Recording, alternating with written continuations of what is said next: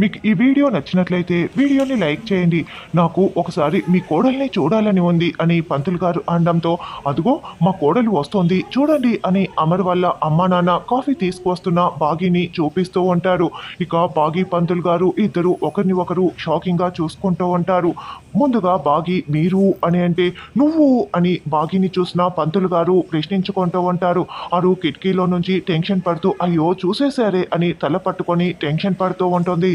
ఆ రోజు కొడైకన్నాల్లో మీరే కదా పంతులు గారు నాతో మాట్లాడింది అని బాగి అంటే, అవును ఆ రోజు నువ్వే కదమ్మా నన్ను కలవటానికి వచ్చావు, ఆవిడ్ని కలవాలని కూడా నువ్వే కదా నన్ను అడిగావు అని అతను అంటాడు. అవును మీరిలా మా ఇంటికి వస్తారని నేను అస్సలు అనుకోలేదు అని బాగి అంటుంది.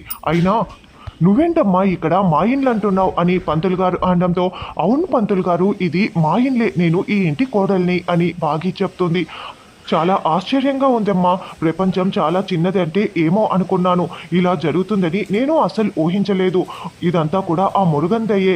అసలు నువ్వు ఎవరినైతే కలవాలా చూడాలని అనుకుంటున్నావో వాళ్ళ ఇంటికే నువ్వు కోడలుగా రావటం చాలా విడ్డూరం, ఇది చాలా వింతగా ఉంది అని పూజారి గారు అంటారు. అదేంటి పంతులు గారు నాకేమీ అర్థం కావటం లేదు, మీరు దేని గురించి మాట్లాడుతున్నారు అని బాగి ప్రశ్నిస్తూ ఉంటుంది. అదేనమ్మా నువ్వు ఆ రోజు ఎవరినైతే చూడాలని అనుకుంటున్నావో ఆవిడ ఈ ఇంటి కోడలే అని పంతులు గారు నిజం చెప్పేస్తారు.